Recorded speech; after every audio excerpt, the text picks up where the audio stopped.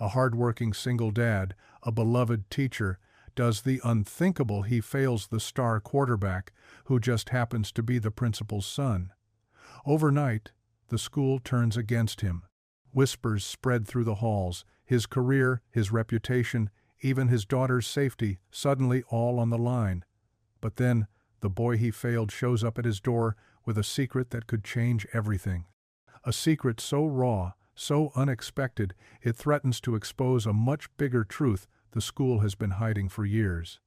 As the town erupts, one question hangs in the air. Will telling the truth destroy this single dad's life, or save an entire school? Before we get into the story, comment below where in the world you are watching from today. The autumn chill bit through Isaiah Carter's jacket as he crossed the parking lot Tuesday morning, his breath forming small clouds in the crisp air. The brick facade of Lincoln High loomed against a gray October sky, its windows glowing amber in the early light. He balanced his coffee in one hand and his worn leather satchel in the other, nodding to Mrs. Henderson from the math department as she hurried past. "Big game Friday, Mr. Carter?" she called over her shoulder. "You coming?" Wouldn't miss it. Inside, the hallways hummed with teenage energy. Lockers slammed, sneakers squeaked against polished floors. The smell of cafeteria breakfast, something between bacon and cardboard, drifted through the air. Isaiah made his way to room 214, where motivational posters competed for wall space with student artwork and a faded map of Macomb County he'd bought at a garage sale years ago. Third period brought his junior literature class, 17 students filing in with varying degrees of enthusiasm. Aaron Whitaker entered last, Letterman jacket slung over one shoulder, surrounded by his usual orbit of teammates and admirers. "Papers on my desk, please," Isaiah announced, settling into his teaching stance, feet planted, hands clasped. "Remember, these count for 20% of your semester grade." The procession began. Marisol Vega approached first, her paper held in a clear plastic folder, edges perfectly aligned. Behind her, Tommy Chen shuffled forward with pages that looked like they'd survived a tornado. One by one, they deposited their work, weeks of research on Harper Lee's classic distilled into typed pages. Aaron waited until the end, dropping his paper with practiced nonchalance. The cover page caught Isaiah's eye immediately. Crisp, white paper, perfect margins, title centered with precision. Everything about it gleamed. "Looking forward to reading these," Isaiah said to the class. "We'll discuss your arguments Thursday." The day rolled forward in its familiar rhythm. Freshman grammar, senior composition, lunch duty in the cafeteria where he broke up a brewing conflict between two sophomores over a girl neither of them was actually dating. By the time the final bell rang, Isaiah's shoulders ached and his coffee had long gone cold. At home, the kitchen table became his command center. Lila sat across from him, tongue poking out in concentration as she worked through long division. The radio played soft jazz, Grace's favorite station, still programmed into the presets 3 years after her passing. "Dad, why do we need to know this stuff?" Lila asked, eraser shavings scattered across her worksheet. "When will I ever divide 847 by 23 in real life? When you're splitting the bill at a restaurant with 22 friends?" She giggled. "I don't have 22 friends. Yet." Isaiah pulled the stack of research papers toward him, starting with Marisol's. Her analysis of Scout's moral development showed genuine insight, despite 2 comma splices he'd need to address. Tommy's paper, predictably, read like a last-minute scramble but contained flashes of real understanding. Then Aaron's paper. The first paragraph sang with sophistication. Complex sentence structures flowed into each other like water over stones. The thesis statement, examining racial injustice through the lens of childhood innocence, demonstrated graduate-level thinking. Isaiah's pen hovered over the page. In 3 years of teaching Aaron, he'd never seen writing like this. The boy's previous essays had been competent but unremarkable, often peppered with the kind of errors that suggested rushed completion between practice and games. "Dad, you're frowning," Lila observed. Just concentrating, baby. But the frown deepened as he read on. A particular phrase snagged his attention. The verisimilitude of Lee's narrative structure creates a duality between naive observation and sophisticated social commentary. Isaiah had read that exact sentence somewhere before. He opened his laptop, fingers moving across the keyboard. Within minutes, he'd found it a literary analysis blog posted 2 years ago by a Columbia professor. The entire paragraph was lifted wholesale. His stomach turned to lead. Another search, another match. This time from an academic journal's online preview. Then another from a student essay database. Paragraph after paragraph, Aaron's paper revealed itself as a patchwork of other people's thoughts, stitched together without attribution. "Daddy, what's wrong?" Isaiah looked up to find Lila watching him with those eyes that missed nothing her mother's eyes. "Just a complicated situation at work. Is someone in trouble?" He set down his pen, choosing his words carefully. "Someone made a mistake, a big one, and now I have to decide what to do about it." Lila chewed her pencil eraser, thinking, "Mrs. Johnson says, mistakes are how we learn. Mrs. Johnson is wise." Isaiah pulled the grading rubric from his folder. Academic dishonesty meant automatic failure. The policy was clear, printed in the syllabus every student had signed. But this wasn't just any student. This was Aaron Whitaker, whose father ran the school like his personal kingdom. Aaron, who'd thrown 3 touchdown passes last Friday. Aaron, whose college scouts would be watching Friday's homecoming game. Isaiah marked the grade with a steady hand. F. He paperclipped the evidence to Aaron's paper screenshots of the original sources, highlighted passages showing the exact matches, no ambiguity, no room for interpretation. "Sometimes," he said quietly, more to himself than to Lila, "the truth costs more than we expect." Lila reached across the table and squeezed his hand, her small fingers warm against his. "But lying costs more, right?" Isaiah squeezed back, proud of the wisdom this 10-year-old carried in her heart. Outside, October wind rattled the windows, and somewhere in town, Aaron Whitaker was probably at practice, unaware that his carefully constructed facade was about to crumble. The summons came during third period. Mrs. Hendricks from the front office knocked twice and handed Isaiah the note without making eye contact. "Dr. Whitaker wants to see you. Now." Isaiah left his seniors with a reading assignment and walked the empty hallway, his footsteps echoing off polished linoleum. Trophy cases lined the walls, state championships, academic bowls, photographs of grinning teenagers frozen in moments of triumph. Aaron's face appeared in at least 6 of them. Dr. Whitaker's office smelled of leather and coffee, diplomas arranged on the wall like shields. The principal sat rigid behind his mahogany desk, fingers steepled, jaw set. He didn't invite Isaiah to sit. "We have a situation, Mr. Carter. I assume you're referring to Aaron's paper." Whitaker's eye twitched. "My son came home devastated yesterday. Apparently, you've accused him of academic dishonesty." "I haven't accused him of anything." Isaiah pulled the folder from under his arm, laying out the evidence methodically. "These are the original sources. These are the matching passages from Aaron's paper. The similarities speak for themselves." Whitaker glanced at the papers without touching them, as if they might burn his fingers. "Aaron's under tremendous pressure. Scouts from 3 Division I schools will be at Friday's game.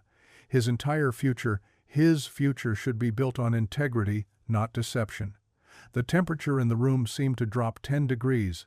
Whitaker stood, moving to the window that overlooked the football field, where boys in practice jerseys ran drills. "Mr. Carter, you've been here 3 years. You're a good teacher. The students respect you." He turned, backlit by afternoon sun. "But perhaps you don't fully understand how things work in a small town like ours. That team out there, they bring in revenue. Alumni donations. Community pride. When the team wins, the whole school wins. New computers, updated textbooks, programs that benefit all our students. Are you asking me to change Aaron's grade? I'm suggesting that flexibility might be beneficial. For everyone. Whitaker returned to his desk, straightening a paperweight shaped like a football. The boy made an error in judgment. Haven't we all? Perhaps a rewrite opportunity would be more appropriate than a failing grade. Give him a chance to correct his mistake. Isaiah's hands remained steady at his sides. The syllabus is clear. Plagiarism results in failure. Every student signed it, including Aaron. Policies can be interpreted different ways. Not this one. Whitaker's face flushed red from his collar to his receding hairline. Mr. Carter, I strongly encourage you to reconsider, for the good of the team, for the good of the school. He paused, letting the weight of his words settle. For the good of your career. The threat hung between them like a blade. Isaiah picked up his folder, tucking it back under his arm. My decision stands. Aaron failed because he plagiarized. If he wants to discuss it with me, my door is open. You're making a mistake. I'm doing my job. Isaiah left the office with measured steps, refusing to hurry despite the tremor in his chest. In the hallway, conversations stopped mid-sentence. Teachers emerged from doorways, pretending to check bulletin boards. The art teacher, Ms. Rodriguez, offered a small nod of support. Coach Brindley leaned against a locker, expression unreadable. By the time Isaiah reached his classroom, word had already spread through the building like wildfire through dry grass. That evening, the kitchen felt smaller than usual. Isaiah diced onions with mechanical precision while Lila set the table, humming one of her made-up songs. The local news droned from the living room, television weather, traffic, high school football predictions for Friday's game. Dad, you're quiet tonight. Isaiah scraped the onions into sizzling oil. Long day, baby? Was it about that mistake? The one from yesterday? He nodded, stirring the pan. The smell of garlic filled the kitchen, but his appetite had vanished hours ago. Lila folded napkins into precise triangles, another habit inherited from her mother. Did you do the right thing? I tried to. Then why do you look sad? Because doing right shouldn't feel like standing in front of a train, he thought but didn't say. Instead, he pulled Lila into a one-armed hug while the onions caramelized. Sometimes grown-ups make things complicated. After dinner, after homework, after Lila's prayers and goodnight kisses, Isaiah stepped onto the front porch. October had turned cold early this year. Dead leaves scattered across the yard, and somewhere a dog barked at shadows. The porch light cast a yellow circle on the wooden boards, but beyond that circle, darkness pressed in from all sides. Isaiah gripped the railing, knuckles pale in the dim light. He'd stood up to insurgents in Fallujah, faced IEDs on dusty roads, carried wounded brothers through firefights. But this felt different. This was his daughter's home, her school, her community. A car drove slowly past, headlights sweeping across the lawn. It paused at the stop sign longer than necessary before moving on. Isaiah stayed on the porch until the cold seeped through his shirt, wondering what kind of storm he'd just walked into and whether he'd have the strength to weather it. The darkness offered no answers, only the whisper of wind through bare branches and the distant sound of a train horn, lonely and long. The knock came just as darkness settled over the neighborhood. 3 soft taps, hesitant, like whoever stood outside might bolt at any moment. Isaiah opened the door to find Aaron Whitaker on his porch, Letterman jacket hanging loose on his shoulders. The boy's usual swagger had vanished. Under the porch light, his face looked younger, almost childlike. Mr. Carter, Aaron's voice cracked. He cleared his throat, tried again. Can I talk to you?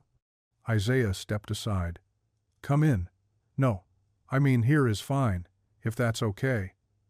They stood on the porch, October wind cutting through Isaiah's thin shirt. Aaron's hands trembled as he pulled them from his pockets. I copied it, the whole middle section, from some blog about symbolism in Southern literature. The words tumbled out fast, like water breaking through a dam. I knew it was wrong.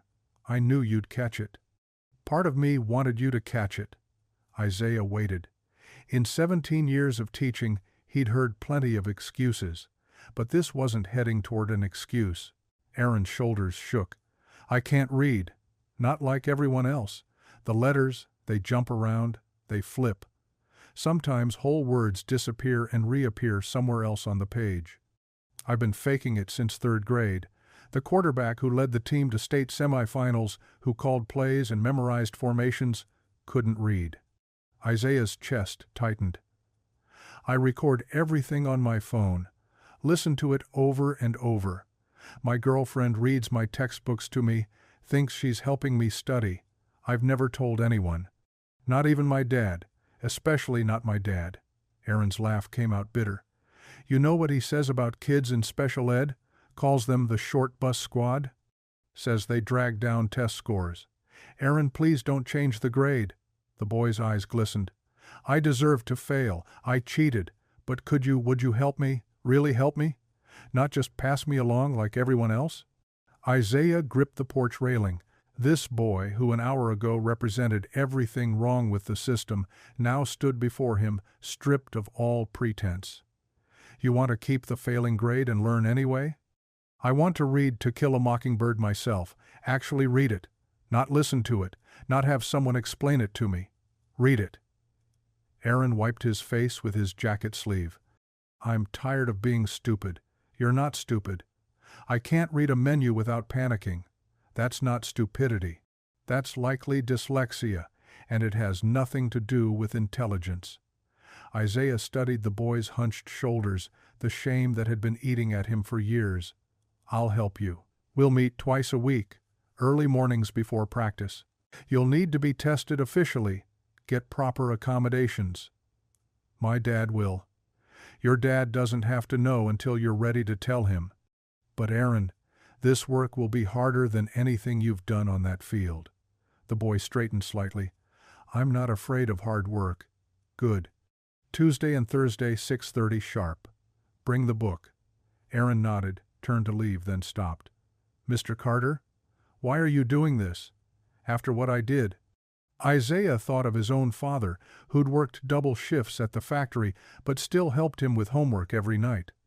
Thought of Grace, who'd tutored kids for free at the library, because everyone deserves a chance to learn. After Aaron's truck disappeared down the street, Isaiah sank onto the porch swing. The chains creaked under his weight. His mind spun with the implications: private tutoring for the principal's son while maintaining his failed grade. It could look like favoritism or revenge, depending on who told the story. The screen door opened. Lila padded out in her pajamas and fuzzy slippers, carrying 2 mugs of cocoa. She handed one to Isaiah and curled up beside him on the swing. Was that the principal's son? It was. They sipped in silence. Lila had made the cocoa the way Grace used 2 extra marshmallows, a dash of cinnamon. Daddy? He looked scared. Isaiah pulled his daughter closer. Yeah, baby. He was. Scared of what? How could he explain the weight of expectations, the crushing fear of disappointing everyone who believed in you, the exhaustion of maintaining a lie that grew heavier each day? Scared of not being good enough? Lila considered this, swirling her cocoa. But everybody's good enough at something. Not everyone believes that about themselves. Will you help him? I'm going to try. They rocked gently, the chains keeping rhythm. Through the window, Isaiah could see the kitchen table where he'd graded Aaron's paper just yesterday. 24 hours ago, it had seemed simple plagiarism equaled failure. Now the lines blurred into something more complex. Mom would have helped him, Lila said quietly. Yes, she would have. Then you're doing the right thing. Isaiah kissed the top of his daughter's head, breathing in the scent of her strawberry shampoo. The weight on his chest hadn't lifted exactly, but it had shifted into something more bearable. Tomorrow would bring new challenges, hallway whispers, Whitaker's anger, the town's judgment. But tonight, on this porch swing with his daughter warm against his side, Isaiah felt the first stirring of something he hadn't expected. Hope. Not just for Aaron, but for what this might mean. One student willing to admit his struggles, one chance to make a real difference, not just push kids through the system. The porch light flickered, attracting the last moths of the season. Somewhere in the distance, a train whistle echoed across town, but it sounded less lonely now. Isaiah had stepped into something larger than a single paper, larger than one boy's education. He'd stepped into the messy, complicated truth of what teaching really meant. The morning arrived wrapped in fog, matching the haze that seemed to follow Isaiah through the school's front doors. Conversations died as he passed. Teachers who usually waved from their doorways found urgent reasons to check their phones or shuffle papers. Carter flunked the principal's son. The whisper slithered through the hallway behind him, just loud enough to be heard. Isaiah kept walking, shoulders straight, eyes forward. His classroom felt like a sanctuary when he finally closed the door behind him. First period came and went in relative normalcy, his sophomores discussing symbolism in Of Mice and Men, but the weight of unspoken tension pressed against the windows. During passing period, Janet Morrison from the math department actually crossed to the other side of the hall to avoid him. They'd shared coffee in the teacher's lounge every Tuesday for 3 years. By lunch, Isaiah's appetite had vanished. He sat at his usual corner table, picking at a turkey sandwich while pretending to grade papers. The cafeteria buzzed with its typical chaos, but he caught fragments that cut through the noise. Can't believe he'd target Aaron right before playoffs. Always knew he had it out for athletes. A shadow fell across his papers. Coach Brindley stood there, tray in hand, looking uncomfortable. The defensive coordinator rarely ate in the main cafeteria, preferring the coach's office near the gym. "Mind if I sit?" Isaiah gestured to the empty chair. Brindley settled in, poking at his salad without eating. His eyes darted around the room before he leaned forward. "You're not crazy. Sorry?" Brindley pulled out his phone, thumb scrolling quickly before sliding it across the table. "Found this while cleaning out my inbox last night. Thought you should see it." The email was dated 2 years prior, from Deputy Principal Carol Ames to all teaching staff. Isaiah read it twice, his stomach tightening with each word. "As we approach the final grading period, please remember to use appropriate discretion when evaluating our student athletes.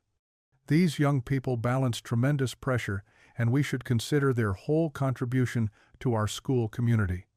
Flexibility in deadlines and alternative assessments are encouraged.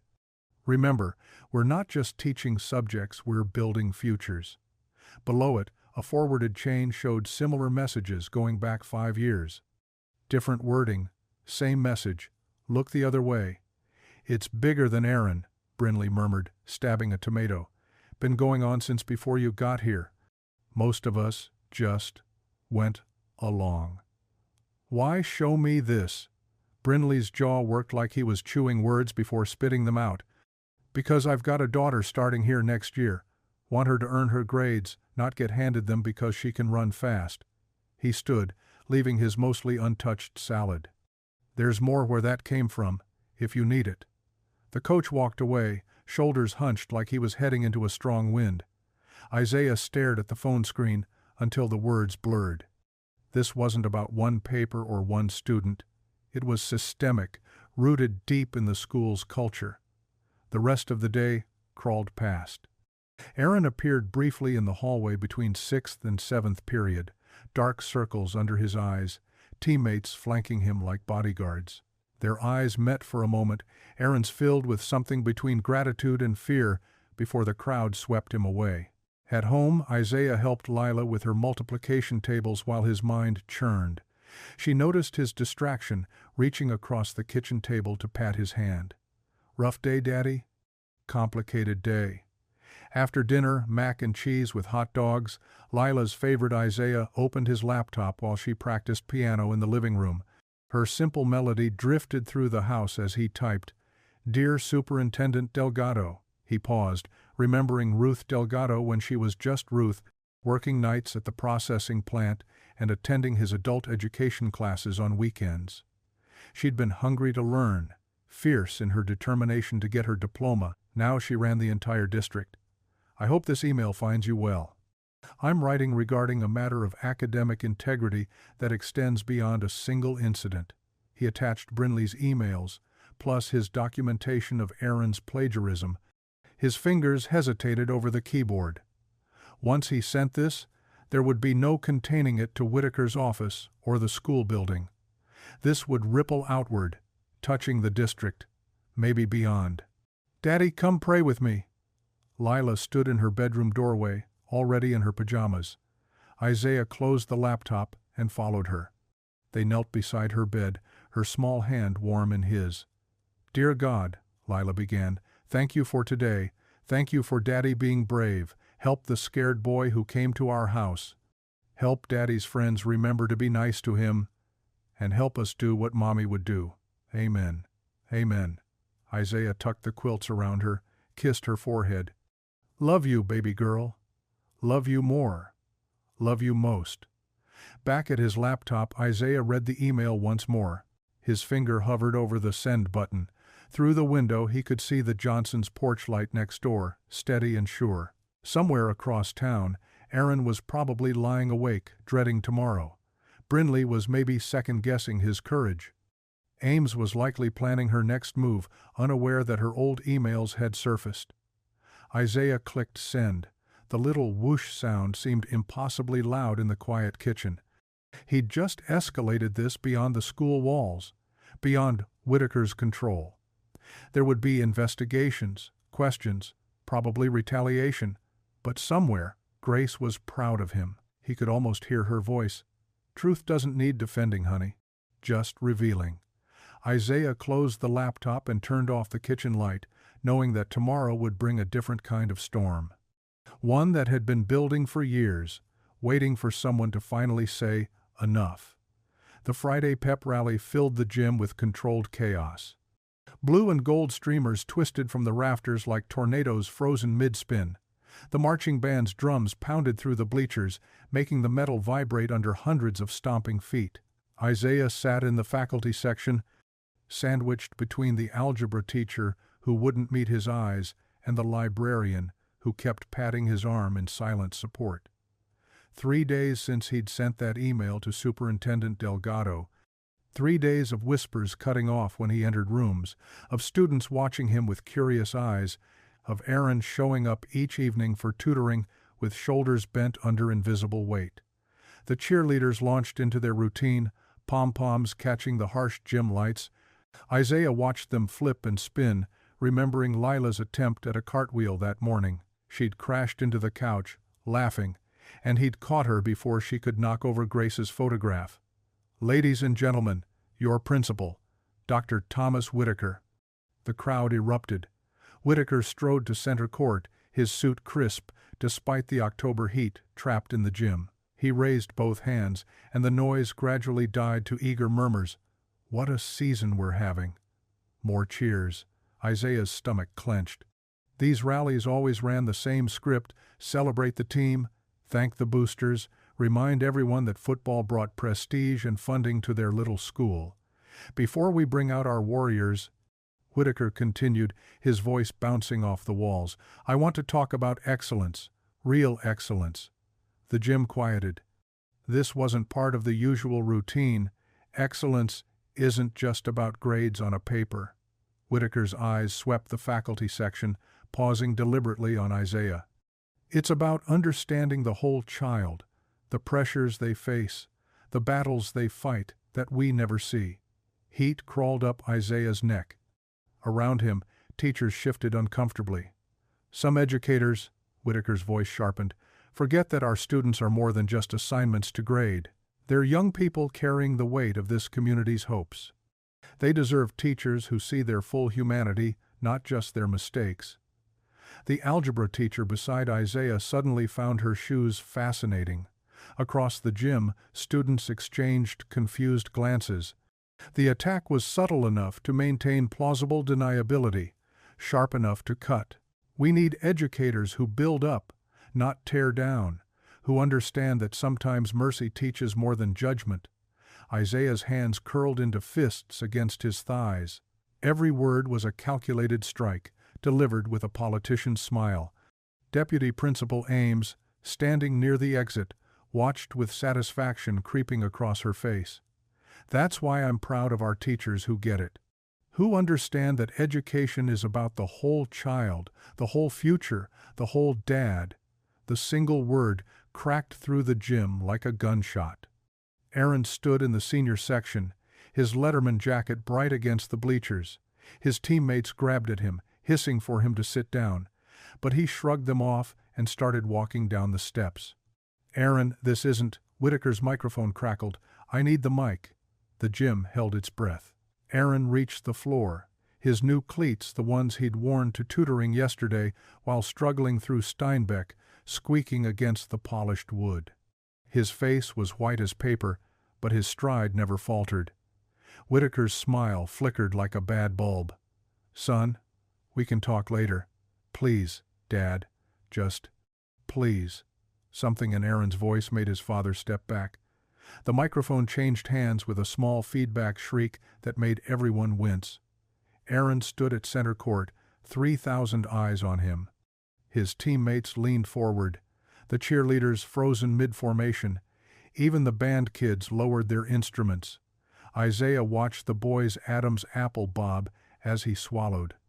This was the same kid who'd stood on his porch 3 nights ago, drowning in shame. The same kid who'd spent hours learning to decode words that swam on the page, who'd finally admitted he memorized plays by having teammates read them aloud. Aaron's voice cracked. He cleared his throat, gripped the microphone with both hands like it might fly away. The feedback hummed, then settled. His father took a step forward. Ames moved from her position by the exit. The defensive coordinator half rose from his seat. The whole gym tilted toward Aaron like flowers following sun. Aaron lifted his chin. When he spoke again, his voice carried to the furthest corners of the gym, shaking but steady, like a bridge in strong wind that bends but doesn't break. "I have something to confess." The words hung in the air like a held breath. Isaiah felt his chest tighten. Beside him, the librarian grabbed his wrist. On the court, Whitaker's face cycled through confusion, alarm, and the beginning of real fear. Aaron stood alone at center court, microphone in hand, 3,000 people waiting for his next words. The golden boy of their championship hopes, the principal's son, the kid everyone thought had it all figured out. The gym lights hummed overhead, a banner rustled in the air from the heating vent. Someone's phone buzzed and was quickly silenced. Aaron opened his mouth to speak again. "I plagiarized my English paper." The words dropped into the gymnasium like stones into still water. For a heartbeat, nothing moved. Then the ripples began. Gasps rolled through the bleachers in waves. A cheerleader's pom-poms hit the floor with a metallic rustle. Someone's water bottle tipped over, the sound sharp in the sudden quiet. "Mr. Carter caught me." Aaron's knuckles went white around the microphone. "He failed me because I cheated, and he was right to do it." The gym erupted. Cell phones rose like 100 tiny periscopes, screens glowing as they captured every second. A freshman started clapping uncertainly, the sound hollow and alone before others joined in scattered bursts. From the senior section came boos, low and angry. "Aaron, what are you—" His father's voice cut through without the microphone, raw and strangled. "I copied whole sections from the internet." Aaron turned to face his father directly. The microphone picked up every word, broadcasting them to the farthest corners. "I've been hiding that I can barely read, been faking it for years. And when the paper came due, I panicked." Principal Whitaker's face drained from red to white to gray, like color bleeding from wet paper. His mouth opened and closed, but no sound came.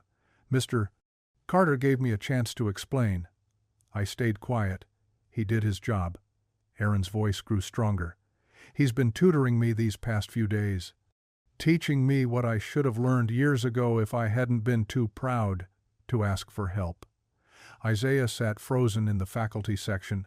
The librarian's grip on his wrist had gone tight enough to hurt. Pride swelled in his chest for Aaron's courage, but dread coiled in his stomach. The boy had just lit a match in a room full of gasoline. This school, Aaron swept his arm across the gym, has been letting kids like me slide for years, all for wins, for trophies, for reputation. Deputy Principal Ames pushed through the crowd near the exit, her face twisted with fury. The defensive coordinator stood fully now, but seemed unsure whether to intervene or let the confession run its course. "I'm done hiding." Aaron set the microphone down on the podium with a small thunk that echoed through the speakers. "I'm done being part of the lie." He walked off the court, cleats squeaking with each step. The gym remained frozen until he pushed through the double doors. Then chaos descended. Students poured from the bleachers. Phones came out, fingers flying across screens. Teachers huddled in urgent clusters. Parents shouted questions that tangled together into noise. Principal Whitaker grabbed the microphone. "Everyone back to please, everyone." But his voice cracked and failed. For the first time Isaiah could remember, Thomas Whitaker had no words. The call came at 7:30 that evening. Isaiah had just set down 2 plates of spaghetti, nothing fancy, just noodles with butter and a sprinkle of cheese. Lila had her notebook open beside her plate, working on what looked like song lyrics. "Mr. Carter?" The voice belonged to Ruth Delgado, but it carried none of her usual warmth. "I need to inform you that effective immediately, you're being placed on paid administrative leave." The words hit like cold water. Isaiah gripped the phone tighter. "Ruth, this isn't about guilt or innocence, Isaiah. The board needs to review everything with fresh eyes. The situation has become—" She paused, searching for words. "Complex. With media attention incoming, we need to demonstrate complete neutrality." "I understand." He didn't. Not really, but what else could he say? "Someone will be by tomorrow to collect your keys and any school materials. Your classes will be covered by substitutes. For how long? Until the review is complete. Could be days, could be weeks." After she hung up, Isaiah stood in the kitchen, phone still pressed to his ear, listening to dead air. Through the window, porch lights glowed up and down the street. Normal families having normal dinners. Lives that hadn't just been upended by a 17-year-old's courage. "Daddy?" He turned. Lila watched him with those eyes that saw too much, understood too much for a 10-year-old who'd already lost her mother. That was the superintendent. He sat down slowly, his plate of cooling spaghetti suddenly unappetizing. "I won't be going to school for a while." Because of Aaron? Because of what he said today? Word traveled fast in a small town. Even elementary school kids had heard about the pep rally confession by dismissal time. "It's complicated, baby." Lila twirled her fork in her noodles, not eating. "But telling the truth should never get you in trouble." The simple clarity of it broke something in Isaiah's chest.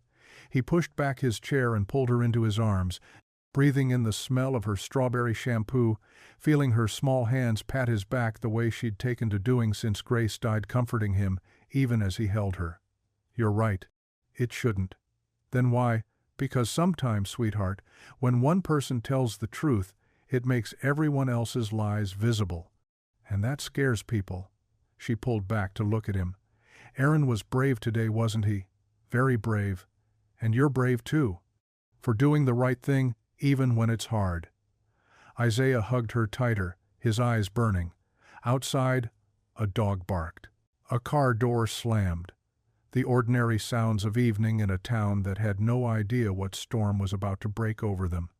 Aaron's confession had cleared the air, yes, but Isaiah knew enough about storms to recognize when clearing came before the real tempest. The boy had named the system, called out the culture, implicated everyone who'd looked the other way. Tomorrow, the news vans would arrive. Social media would explode. The town would divide into camps. And at the center of it all would be a failed paper, a public confession, and a teacher who'd simply done his job. Isaiah held his daughter close and wondered if doing the right thing would cost them everything.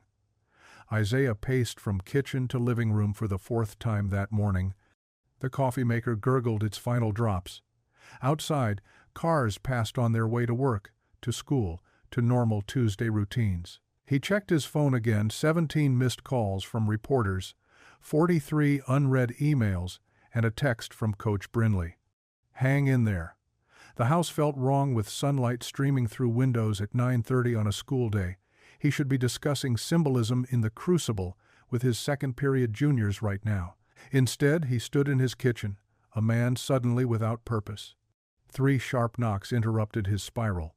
Through the peephole, Ethel May Johnson stood on his porch, holding a covered dish and wearing her Tuesday church volunteer cardigan, the purple one, with tiny crosses embroidered on the pockets. "You planning to let an old woman's arms fall off, or you gonna open this door?" Isaiah fumbled with the lock. "Mrs. Johnson, you didn't have to. Hush now." She pushed past him into the kitchen, setting the casserole on the counter. "Tuna noodle. None of that cream of mushroom soup business either. Made the sauce from scratch." "Thank you, but, Isaiah Carter, you sit yourself down." She pulled out a kitchen chair and pointed at it. "Lord knows I've lived through enough troubles to recognize a man drowning on dry land." He sat. She poured herself coffee without asking, added 3 sugars, and settled across from him. 72 years on this earth, and I've seen good men brought low for lesser stands than yours." She stirred her coffee with deliberate slowness. "My Harold faced the same when he came back from Vietnam. Different war, same small minds. This isn't about everything's about something bigger than it looks." She sipped her coffee. "Question is, you gonna sit here feeling sorry for yourself, or you gonna keep doing what you do best?" "I'm suspended. I can't teach." "Can't teach at the school." Nobody said anything about teaching elsewhere. Her eyes sparked behind wire-rimmed glasses. "Church basement sits empty most evenings. Got folding tables, decent lighting, even that old coffee maker that survived the Reagan administration." Isaiah rubbed his face. "Mrs. Johnson, kids still need help, suspended or not. That Whitaker boy especially, from what I hear." "How did you—" "Honey, I ran the library for 30 years. You think teenagers know how to whisper?" She patted his hand. "Besides, the boy came by yesterday after that spectacle at the gym. Stood on my porch for 10 minutes, working up the nerve to ask if I knew where you lived." "Aaron came to your house?" "Mm-hmm. Looked like he'd been crying. Asked if you'd still help him even after what his daddy did." She squeezed Isaiah's fingers. "That child needs you. Others do too." That evening, Isaiah's pickup truck sat parked behind First Methodist. He and Lila carried boxes of supplies down worn carpet stairs that smelled of decades of potluck dinners and vacation Bible school crafts. "It's bigger than I remember," Lila said, surveying the basement's main room. Fluorescent lights hummed overhead. Long tables lined one wall. A small kitchenette occupied the corner. "Help me with these chairs, baby." They arranged 20 folding chairs in a loose semicircle. Isaiah had bought a whiteboard from the discount store, nothing fancy, the kind on wheels that squeaked when pushed. Lila unpacked markers, notebooks, and the pencil sharpener from his classroom desk. "Think anyone will come?" she asked. Before he could answer, footsteps echoed down the stairs. Aaron appeared first, backpack slung over one shoulder, his usual swagger replaced by uncertainty. Behind him, Marisol Vega carried an armload of library books. "Mr. Carter?" Aaron's voice came out rough. "Is it okay that I mean, I know after everything. You're welcome here." More footsteps. 3 seniors from Ethel May's church choir descended, arms full of cookies in old Christmas tins. "Ethel May sent us," one announced. "Said you might need reinforcements." 2 freshman girls peered around the doorway, kids Isaiah recognized from remedial reading, though they'd never been his students. An older Hispanic man guided his grandson down the stairs, speaking rapid Spanish that Marisol immediately translated. He says his grandson struggles with English essays. Within 30 minutes, the basement held 15 people across 3 generations. The seniors distributed cookies and settled beside teenagers, reading glasses perched on noses as they examined homework assignments. "All right," Isaiah said, uncapping a marker. "Before we start, let's establish something. He wrote across the whiteboard in large letters, "No shame, only growth." This isn't about grades or judgment. It's about learning. We help each other. We respect each other. We grow together. Aaron raised his hand tentatively. "Mr. Carter, would you help me understand what I was supposed to see in that book? The real way, not the website way?" One of the church ladies patted Aaron's shoulder. "Honey, that book changed my life in 1962. Let me tell you what it meant to a young woman watching the world shift." Marisol opened her laptop. "I can set up a shared document for notes. That way everyone can access the discussion points. My grandson, he needs help with pronunciation," the Hispanic grandfather said carefully. "The words, they don't come out right." "I used to teach phonics," another senior volunteered. "Back before they changed everything 3 times over." Isaiah watched the generations blend, teenagers explaining technology while seniors shared context and history. Lila had pulled out her notebook, writing what looked like lyrics. "In the basement of the church, where the broken come to learn, every question finds its worth, every failure finds its turn." The movement started there, in that moment, with Aaron reading aloud while a retired teacher guided his pronunciation, with Marisol creating study guides on her laptop while seniors shared stories that made literature breathe. Isaiah looked at the whiteboard, at those 4 words that would become their motto, and felt something shift. He'd lost his classroom, but perhaps he'd found something bigger. By Wednesday, the church basement had transformed. What started with 15 people had swelled to 40. Isaiah arrived early to find Ethel May already there, arranging chairs with military precision. "Called in reinforcements," she said, not looking up. "Martha taught calculus for 35 years. Harold's bringing his collection of historical maps. And Betty, you remember Betty from the library? She's got those special reading tools." The door creaked open. Betty Wheeler wheeled in a cart loaded with colored overlays, reading guides, and magnifying strips. Behind her, Harold Jefferson carried a box of rolled maps, his Marine Corps pin catching the fluorescent light. "Heard you needed boots on the ground," Harold said, setting down his box. "Been 40 years since I taught geography, but some things stick." Students began arriving in clusters. Not just the struggling ones anymore. Honor students came seeking quieter study space, athletes needing essay help, band kids with history projects. They descended the stairs tentatively at first, then with growing confidence. Lila had claimed a corner table as her domain. She bent over her math homework while Marisol sat beside her, patient and encouraging. "See, if you carry the one here." Marisol pointed with her pencil. "Oh." Lila's face brightened. "It's like stacking blocks, but with numbers. Exactly like that." At the main table, Aaron hunched over to kill a mockingbird, squinting at the pages. Betty Wheeler approached with her cart. "Try this." She laid a blue-tinted overlay across the page. Aaron blinked. His shoulders dropped as tension drained from his face. The letters, they stopped jumping.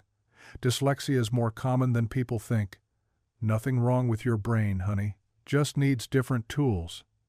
Betty pulled out more overlays. "Yellow works better for some folks, green for others. We'll find your color." "All these years," Aaron's voice caught, "I thought I was just stupid." "Smart has nothing to do with how letters behave on a page," Harold said from across the room, not looking up from where he helped a freshman with geography. "Some of the brightest Marines I knew couldn't read a lick. Could navigate by stars, though." Coach Brindley slipped in around 7, still in his coaching polo. He nodded at Isaiah, then settled beside 3 football players struggling with essays.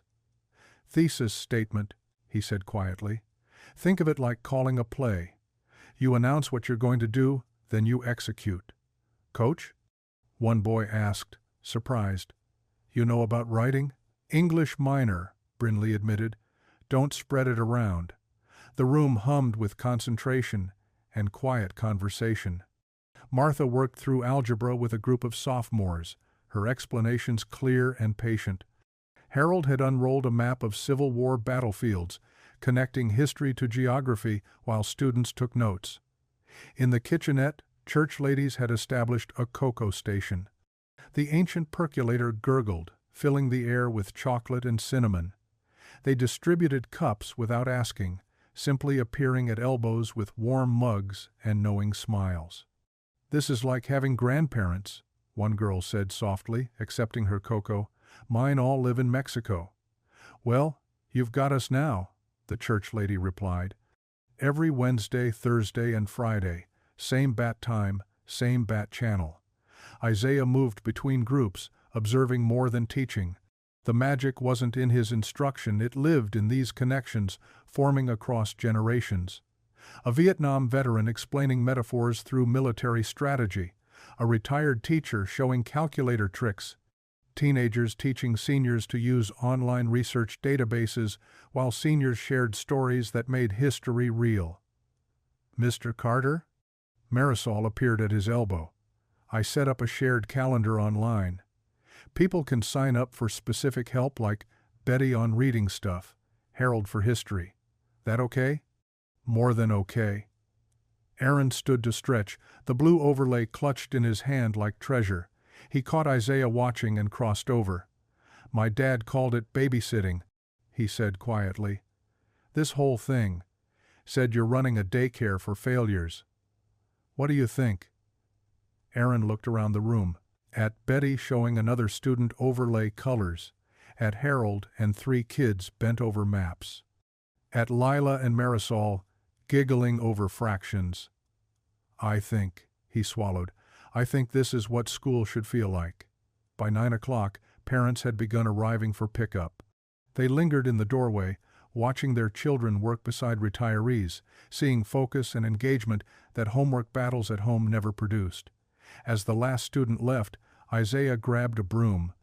The seniors stayed to help clean, stacking chairs and wiping tables with practiced efficiency. "Same time tomorrow?" Betty asked, organizing her overlay collection. "If you're willing. Honey, I'm 73 years old and my husband's been gone 2 years. This is the most useful I've felt since retirement." She patted his arm. "These kids need us, all of us." Harold folded his maps carefully. "Made more progress with that Peterson boy tonight than his teacher has all semester. Sometimes it takes someone with gray hair to reach them." After they left, Isaiah stood in the empty basement with Lila. Crayon equations covered the whiteboard. Empty cocoa mugs lined the counter.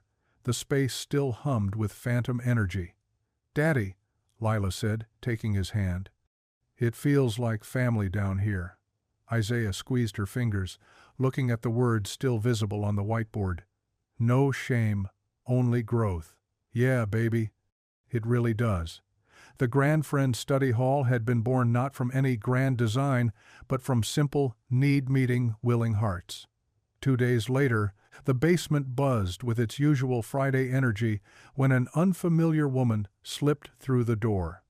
She carried a reporter's notebook and moved with the practiced invisibility of someone used to observing without disrupting. Isaiah noticed her immediately but continued helping a sophomore with grammar exercises. The woman Sandra Hayes from the Millbrook Gazette settled into a corner, watching Betty demonstrate overlay techniques to 3 new students. "Who's that?" Lila whispered, tugging Isaiah's sleeve. "Reporter, I think." The woman watched everything. Harold's patient explanation of the Korean War to students studying for history. Marisol organizing a peer editing circle. Aaron reading aloud to younger kids, stumbling over words but pushing through with his blue overlay. She scribbled notes when Martha said to a struggling student, "Honey, I failed algebra 3 times before it clicked. Now I'm teaching it. Don't you give up."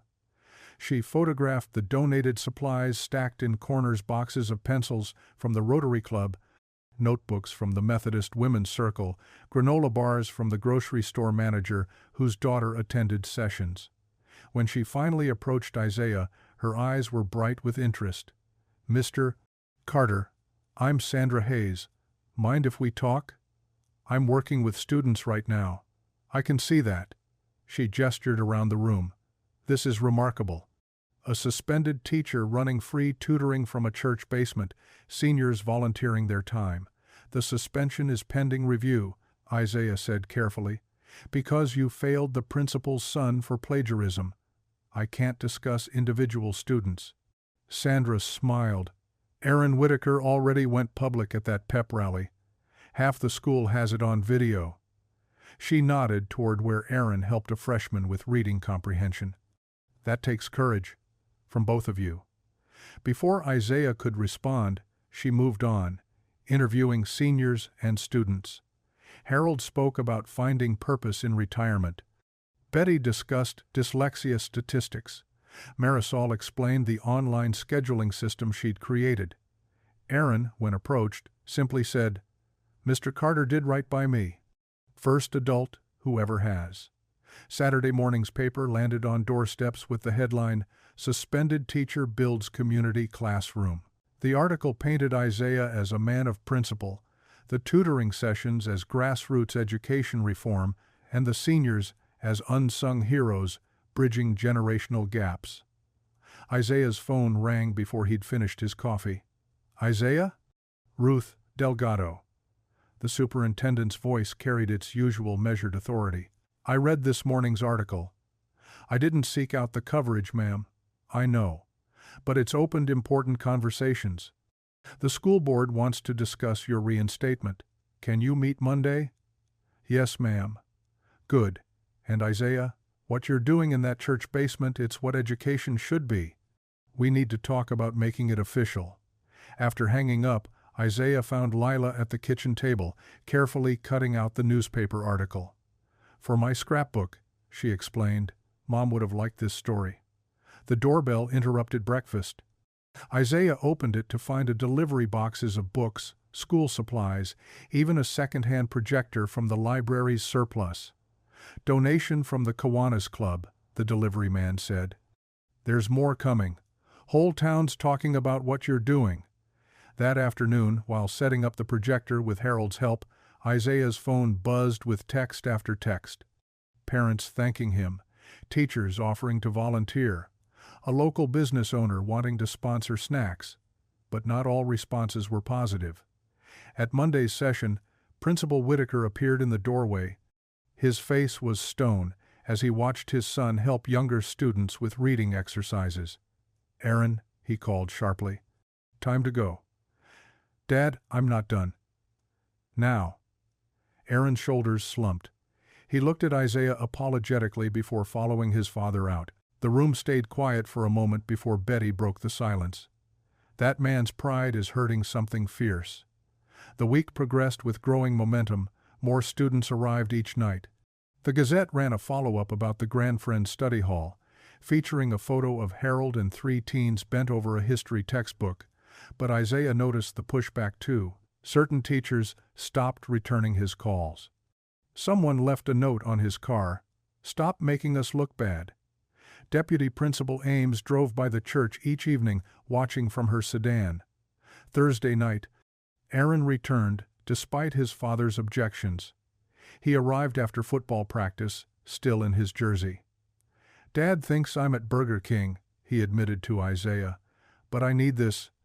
I need to be here." "That's your choice to make. But don't lie to him. Then he'll forbid it outright." Aaron's voice cracked. "Mr. Carter, this is the first place where I don't feel stupid, where people help without judging. I can't lose that." Later that evening, as parents collected their children and seniors headed home, Isaiah stood in the parking lot with Lila. The church basement glowed warm against the October darkness. "Daddy, why do some people get mad when you help others?" Isaiah pulled her close. "This is good, baby girl. But it's also making enemies. Some people don't like seeing their way isn't the only way." A car drove by slowly, Principal Whitaker's BMW. Isaiah could see his silhouette, watching them. Isaiah looked out at the quiet street, feeling the weight of approaching conflict. The article had brought support, yes, but also scrutiny. The comfortable dysfunction some people preferred was being threatened by grandmothers with colored overlays and veterans with patience. The storm wasn't over. If anything, it was gathering strength. Monday morning arrived crisp and clear. Isaiah dressed carefully, his best tie, the one Grace had given him their last Christmas together. Lila watched from the doorway as he straightened his collar. "You look like you're going to church, Daddy." "In a way I am." The district office smelled of fresh paint and old coffee. Superintendent Delgado's assistant led Isaiah to a conference room where Ruth Delgado sat reviewing papers, her reading glasses perched on her nose. "Isaiah." She stood, extending her hand. "Thank you for coming." "Ma'am." "Stop with the formality. You helped me pass my GED 20 years ago when everyone else had written me off." "I haven't forgotten." She gestured to a chair. "The board met this weekend. They're impressed with what you've built in that church basement. More importantly, they're concerned about what your situation has revealed about our practices." She slid a folder across the table. "I'm forming an academic integrity and equity task force. I want you to chair it." Isaiah opened the folder, scanning the proposal. Universal screening for learning disabilities, transparent grading policies, community tutoring partnerships. "This is still pending resolution of your case," Ruth continued. "But I need someone with moral authority to lead this, someone the community trusts." "What about Dr. Whitaker? Thomas knows change is coming. He can either be part of it or get run over by it." She removed her glasses. "The question is whether you're willing to help shape that change." Isaiah thought of Aaron struggling with his overlay, of Marisol organizing schedules, of Harold's joy in teaching again. "Yes, I'll do it." That evening, the church basement buzzed with more energy than usual. Word had spread about the task force appointment. Isaiah tried to keep things normal, working with a sophomore on essay structure, but anticipation hung in the air. At 7:30, the door opened. Superintendent Delgado entered, followed by 2 school board members. The room quieted. "Don't stop on my account," Ruth said warmly. "I'm here to observe this grassroots miracle I keep hearing about." She moved through the room with genuine interest. She sat with Betty as the older woman helped a student with phonics. She watched Harold explain the Revolutionary War using salt shakers as British troops. She listened to Marisol describe her color-coded scheduling system. "How many students do you serve nightly?" Ruth asked Isaiah. "Started with 8. Now we average 35. "And volunteers?" 12 seniors, 3 teachers who come after hours. And Isaiah paused as the door opened again. Principal Whitaker stood in the doorway, his presence creating a vacuum of silence. He wore jeans. Isaiah had never seen him in jeans and carried a box of supplies. "I brought some materials, extra worksheets from school." His voice sounded foreign, stripped of its usual authority. "May I observe?" Isaiah nodded. "Of course." Thomas set down the box and moved stiffly through the room. He stopped near where Aaron worked with 2 middle schoolers, using his colored overlay to help them decode a passage about mockingbirds. "See, if you break it into chunks," Aaron explained patiently, "it gets easier. Mr. Carter taught me that. And Miss Betty showed me this overlay trick." Thomas watched his son, really watched him for perhaps the first time. Aaron's usual quarterback bravado was gone, replaced by gentle encouragement as he helped a struggling 7th grader sound out prejudice. "That's a hard word," Aaron said. "I used to skip it every time, but Mr. Carter says the hard words are usually the important ones." Something shifted in Thomas's face. He pulled up a chair, sitting quietly as his son taught. Ruth Delgado approached Isaiah. "This is remarkable. Students teaching students, seniors sharing wisdom. No grades, no pressure, just learning." "That's Ethel May's doing," Isaiah said, nodding to where his neighbor helped a freshman with geometry.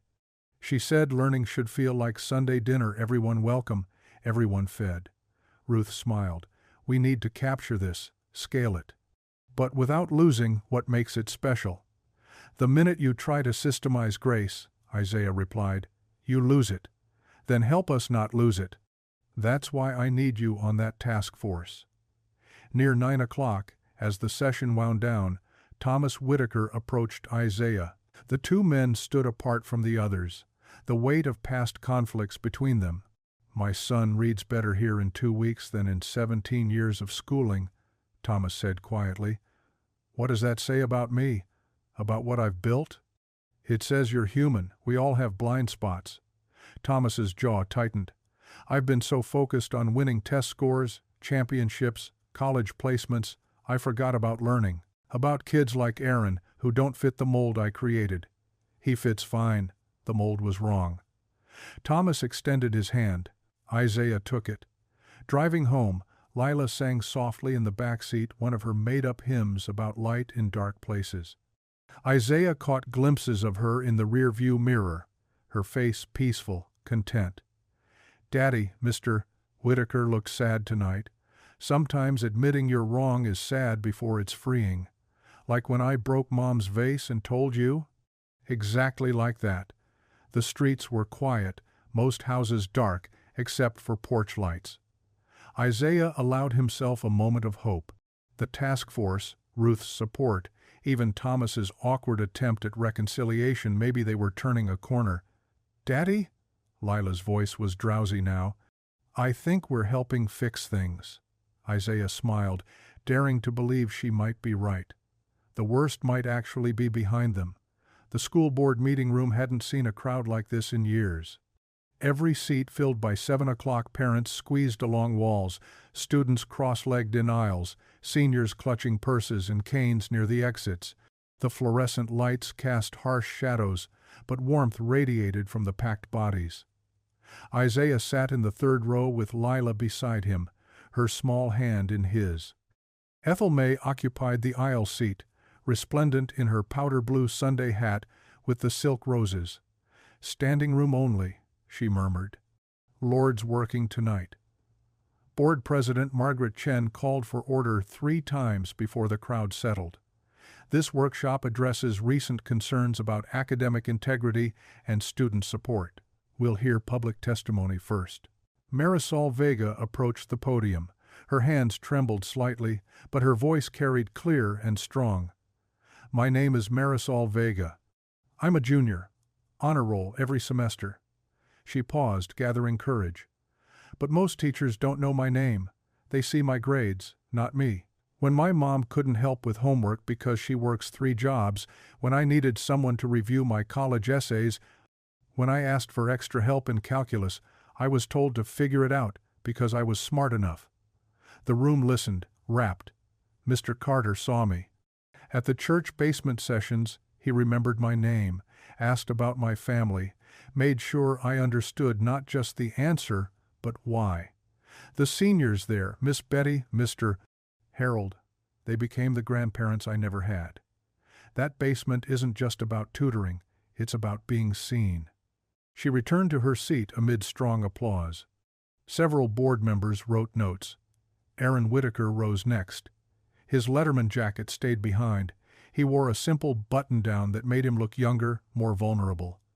"I'm Aaron Whitaker. Most of you know me as Cubone. What you don't know is I can barely read." Gasps rippled through the crowd. Principal Whitaker, seated near the back, stared at his folded hands. "I've hidden it my whole life. Memorized plays through repetition. Had girlfriends read assignments aloud for fun. Copied essays offline because writing my own thoughts felt impossible." Aaron's voice cracked. "Mr. Carter caught me, failed me, and it was the best thing that ever happened to me." He pulled out a sheet of paper, hands shaking. "This is the first essay I wrote myself. It's about courage. Mr. Carter helped me, 1 word at a time. Betty from church showed me overlays that make letters stop jumping. Coach Brinley sat with me for 3 hours teaching me to outline. I'm 17 and just learning to read.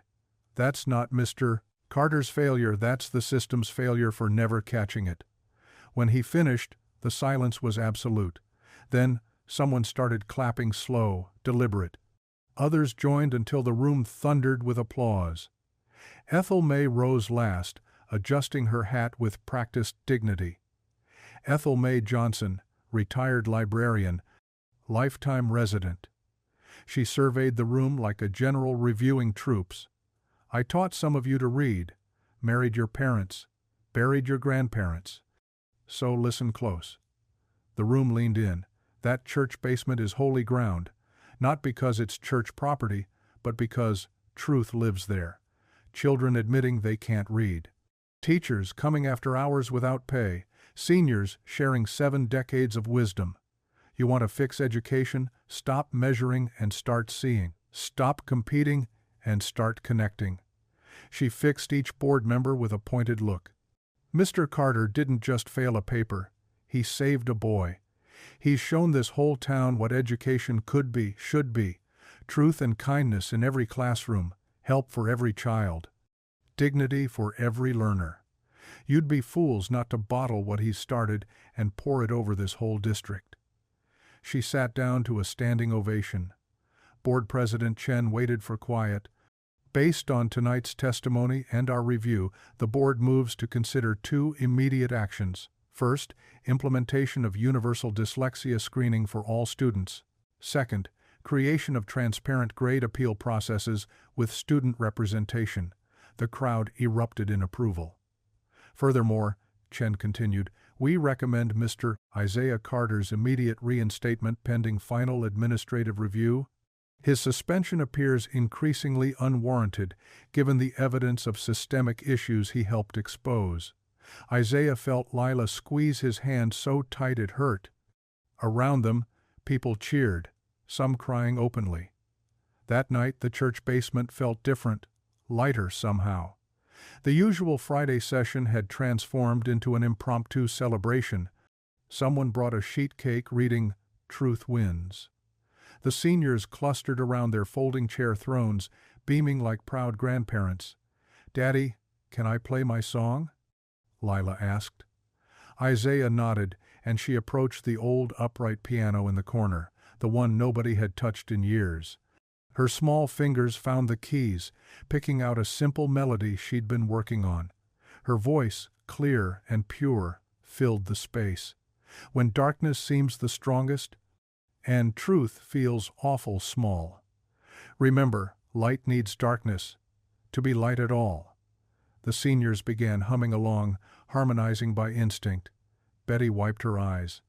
Harold's weathered face cracked into a smile. Even Aaron, sitting with the middle schoolers, mouthed the words as Lila sang them again. Isaiah's throat tightened. Grace would have loved this, their daughter's voice lifting a room of wounded, healing people. This felt like church was supposed to feel, like learning was supposed to feel, like community was supposed to feel, like revival. Tuesday morning started like any other since the suspension. Isaiah made Lila pancakes shaped like hearts, Grace's old tradition, and walked her to school. The crossing guard waved. 2 parents smiled. Normal felt possible again. By noon, normal was dead. Isaiah's phone buzzed frantically on the kitchen counter. 17 missed calls, 43 texts. His stomach dropped before he even looked.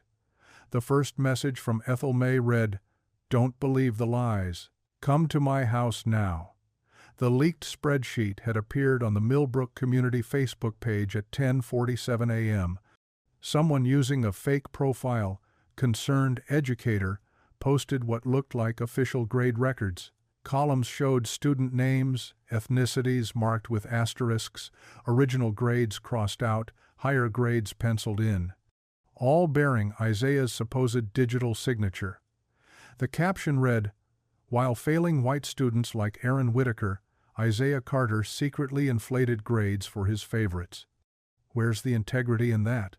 Comments exploded like grenades. Parents who'd praised him Friday night now demanded investigations. Some used words that made Isaiah's hands shake. Others defended him, sparking vicious arguments that spiraled into threats. His phone rang. Superintendent Delgado's voice was tight, professional, cold. "Mr. Carter, effective immediately, you're suspended without pay pending investigation. Please don't contact students or staff. A formal inquiry begins tomorrow." The line went dead. Isaiah sat at his kitchen table, staring at nothing. The room felt underwater, sounds muffled, edges blurred. How did hope die so fast? That afternoon, picking up Lila became a gauntlet. Parents whispered. Some pulled their children away. Mrs. Henderson, who'd brought cookies to tutoring last week, wouldn't meet his eyes. "Why is everyone acting weird?" Lila asked, clutching her backpack straps. "Just grown-up confusion, baby. Let's go home." But home offered no refuge. Their porch light was smashed. A note tucked under the doormat read, "Cheaters don't deserve second chances." Isaiah crumpled it before Lila could see. That evening, Aaron called, voice breaking. "Mr. C. The recruiter from state called my dad. Said they're recessing my scholarship because of my association with controversy. Dad's threatening to pull me from tutoring. Says I've embarrassed the family enough." "Aaron, listen. I know you didn't do it. I know. But they're making it impossible to stand by you." The boy hung up, crying. Later, Marisol texted, "My parents saw the posts. They think you played favorites. They don't want me at the church anymore." One by one, the coalition crumbled. The worst came at midnight. Isaiah's phone rang. Ethel May, voice shaking with rage. They vandalized the church. Isaiah drove over in pajama pants and found horror. Red spray paint scarred the basement entrance. Liar. Favors for colorids. And worse, words that hadn't been spoken aloud in that church since the 60s. The beautiful hand-painted sign reading "Grand Friends Study Hall" lay in pieces. Ethel May stood in her housecoat, tears streaming down her weathered face. 72 years I've lived in this town, thought we'd grown past this." Pastor Williams arrived, still in yesterday's clothes. They stood together in the darkness, surveying damage that went deeper than paint. "We'll clean it," the pastor said quietly. "Paint over it." "Can't paint over what's in people's hearts," Ethel May replied. Isaiah helped board up the defaced entrance, each hammer blow echoing in the empty street. No one else came to help. The town that had rallied around truth now hid behind curtains. Wednesday brought fresh hell. The investigation was announced in the paper front page, above the fold. The school board, in interest of transparency, would review 5 years of Isaiah's grades. Parents could submit concerns. The process would take weeks, weeks without pay. Weeks of suspicion, weeks of Lila walking through whispers. That afternoon a certified letter arrived. Grace's parents, who lived 2 hours away and barely visited, were exploring custody options, given Isaiah's unstable situation and damaged reputation. Isaiah's hands shook so hard he couldn't finish reading. "Daddy?" Lila stood in the doorway, still in her school clothes. "Did you do what they said? Did you cheat?" The question broke him. His 10-year-old daughter, who wrote hymns about truth, now doubted her father. He knelt, pulling her close. "No, baby, I never cheated, never changed grades. Someone's lying about me." "Why would they lie?" "Because sometimes people hurt others when they're scared of change." She buried her face in his shoulder. "I hate this town." "Don't say that." "Why not?" "They hate us." He had no answer.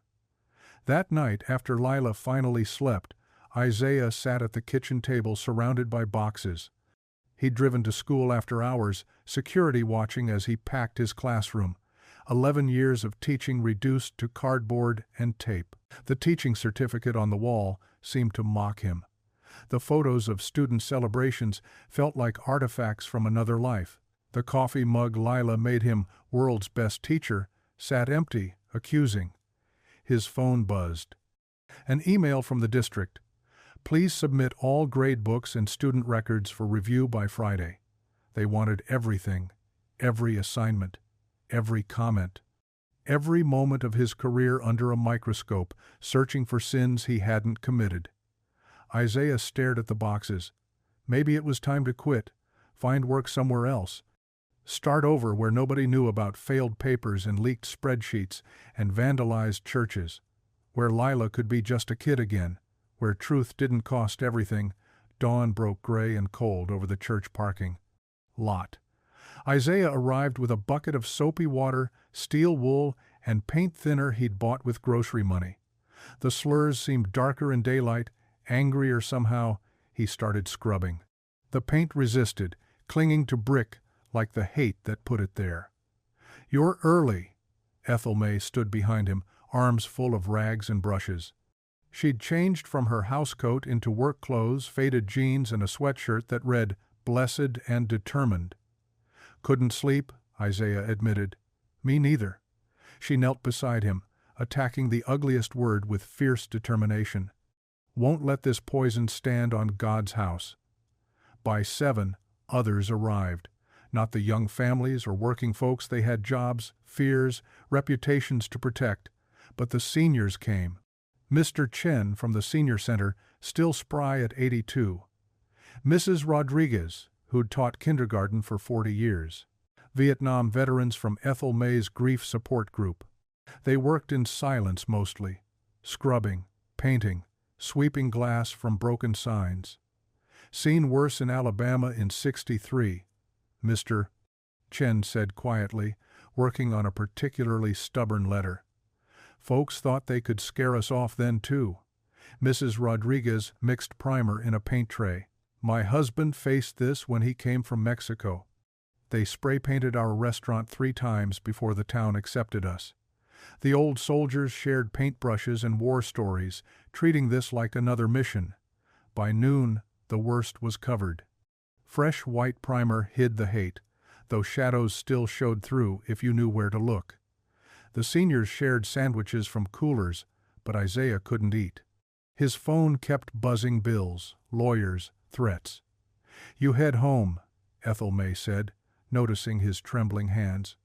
"We'll finish here." The drive home felt endless. Every corner held memories of better days, the coffee shop where he'd graded papers, the park where Lila learned to ride her bike, the school where he'd thought he belonged. The mailbox overflowed. Electric bill past due. Water final notice. Credit card minimum payment missed. Without his salary, the careful balance of widower-father-teacher collapsed. Grace's life insurance had covered the funeral and not much else. His army pension barely touched the mortgage. Inside, bills covered the kitchen table like accusations. The custody letter from Grace's parents sat on top, formal language barely hiding their disdain. Recent events raised concerns about the environment. Stability and reputation essential for a child's well-being. Prepared to pursue all legal remedies. They'd never approved of Grace marrying a black man. Now, they had ammunition. Isaiah's hands shook as he sorted papers into piles. Can't pay. Must pay. No idea how to pay. The refrigerator hummed, half empty. He'd skipped his own lunch all week to make sure Lila had enough. The furnace needed repair before winter. The car made a grinding sound that meant expensive problems ahead. "Daddy?" Lila stood in the doorway, hymn notebook clutched to her chest. She'd been writing again, her way of processing pain since her mother died. "Hey, baby girl." He pushed the bills aside, making room for her. She climbed into his lap, something she hadn't done in months. "Kids at school say we're leaving town. They say you're going to jail. They say Grandma and Grandpa are taking me away." Each word was a knife. "Nobody's taking you anywhere, and I'm not going to jail. People are telling lies, but lies don't last. Tommy's mom said where there's smoke, there's fire. Sometimes there's just somebody with matches and hate in their heart." She opened her notebook, showing him her latest hymn. The handwriting was shaky, words crossed out and rewritten. "When the world goes dark and mean, when the truth cannot be seen, hold on tight to what you know. Seeds of hope will always grow." Isaiah's eyes burned. His 10-year-old daughter writing hymns about persecution. This wasn't the childhood he'd promised Grace. "It's beautiful, baby. Mama would know what to do," she whispered. The words nearly broke him. Isaiah pulled her close, feeling the weight of everything, the bills, the lies, the custody threat, the whole town turning against them. His chest tightened, tears threatened. Then, like a whisper in the storm, Ethel May's voice from Sunday service echoed, Perseverance builds character, and character brings hope. Romans chapter 5. The Lord doesn't promise easy, He promises purpose. But where was the purpose in this? Where was God in spray paint and custody battles and unpaid bills? Lila fell asleep against his shoulder, hymn notebook sliding to the floor. Isaiah carried her to bed, tucking her in with the quilt Grace had made. She looked so small, so vulnerable. Back in the kitchen, he stared at the pile of bills. The suspension would last weeks at minimum. Even if reinstated, the damage was done. His reputation, his savings, maybe his daughter, all hanging by threads. Isaiah sank to his knees beside the kitchen table. The linoleum was cold through his worn khakis. "God," he whispered, voice cracking, "I don't see the way through this. I tried to do right, tried to tell the truth, and now the words wouldn't come. How do you pray when hope feels like a lie? Please, not for me, for Lila. She deserves better than this. Show me how to protect her. Show me how to survive this." The house stayed silent. No thunder, no revelation, just the hum of the refrigerator and the weight of tomorrow's impossibilities. Isaiah remained on his knees, whispering into the darkness, "Character brings hope. Character brings hope." He wasn't sure he believed it anymore, but it was all he had left. The doorbell rang at 7 in the morning. Isaiah, still in yesterday's shirt, found Marisol on his porch with a laptop bag and a determination that reminded him of Grace. "Mr. Carter, we're not letting them do this to you." Behind her stood 3 more students, debate team kids, honor roll, the quiet ones who sat in the back row and noticed everything. "Marisol, you shouldn't." "With respect, sir, yes, we should." She pushed past him into the living room. "We filed 17 public records requests yesterday. Student grade histories, system access logs, administrative emails. My cousin works at City Hall. She says they have to respond within 10 business days." The other students spread papers across his coffee table. Database printouts, highlighted passages from the school board policy manual, screenshots of social media posts. "Jenny's dad is a lawyer," one boy said. "He says if we can prove the spreadsheet was fabricated." "Kids," Isaiah's voice caught, "you can't fight this battle for me."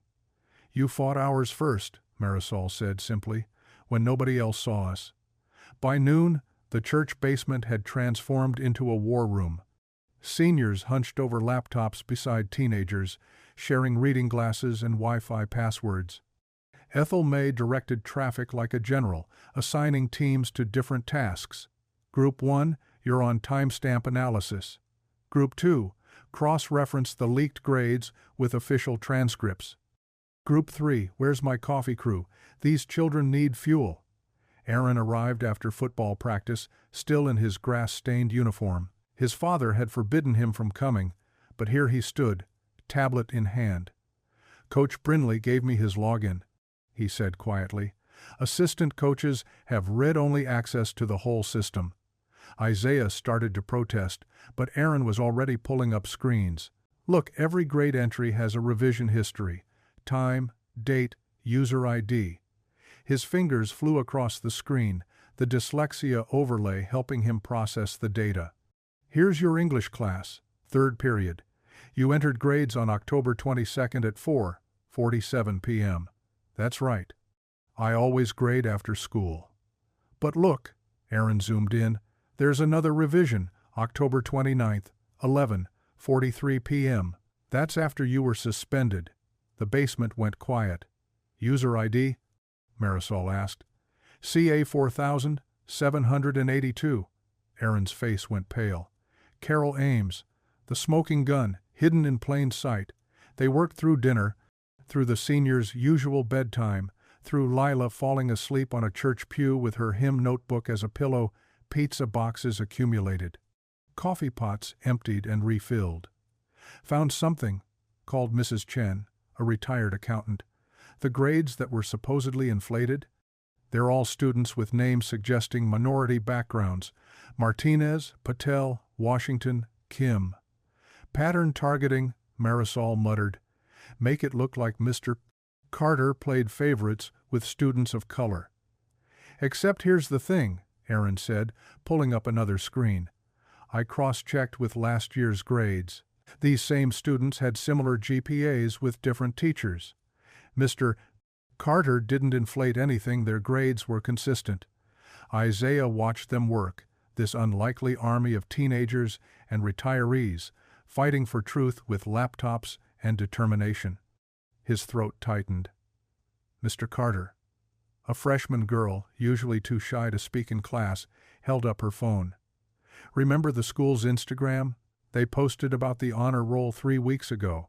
Screenshot shows Tamika Washington with a 3.7 GPA. The leaked spreadsheet says you gave her a 4. But look, she pulled up another screen. The official transcript from 2 days ago shows 3.3. Someone lowered it after the fact to make your supposed inflation look worse. They're not just framing you, Marisol said slowly. They're hurting other students to do it. Ethel May set down fresh coffee with shaking hands. Lord have mercy. How deep does this go? Deep enough, Coach Brinley said from the doorway. Nobody had heard him arrive. I've been watching Ames for years. Every time a scandal threatens the school's image, she makes it disappear, usually just massaging numbers, hiding incidents. But this, he shook his head, this is deliberate destruction. Why? Isaiah asked. Why go this far? Because you're the first person who couldn't be bought or bullied. You made the principal's son confess publicly. You exposed the whole system. She's protecting herself by destroying you. Aaron slammed his tablet down. This is my fault. If I hadn't plagiarized. Stop. Isaiah's voice was firm. You told the truth. That's never wrong. But the cost is mine to pay, not yours. They worked until midnight, building their case, file by file.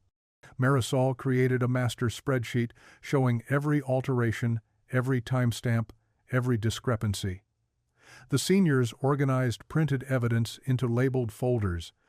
Aaron recorded everything on backup drives. We present this to the school board tomorrow night, Marisol announced.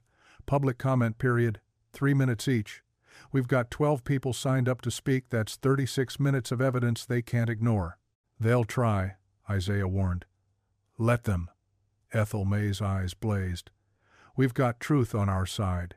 And truth, Mr. Carter, is like water. It always finds a way through. As they packed up, Aaron lingered.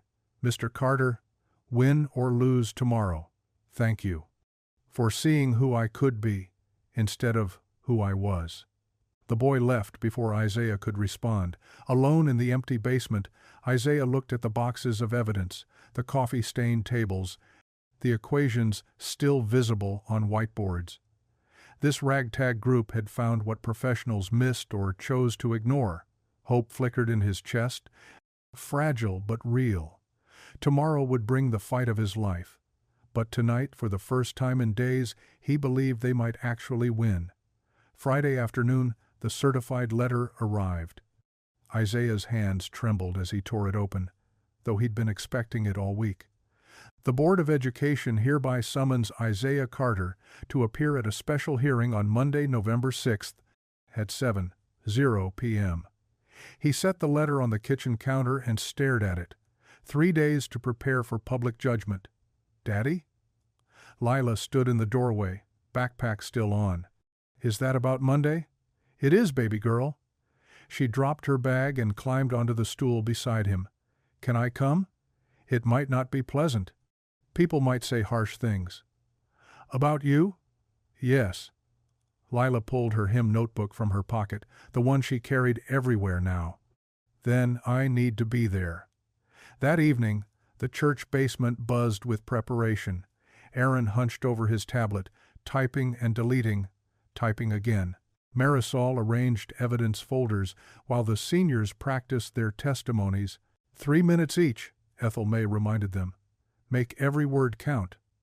I can't get this right, Aaron groaned, shoving his tablet away. Everything sounds fake. Stop trying to sound smart, Isaiah said. Just tell the truth. The truth is, I destroyed your life.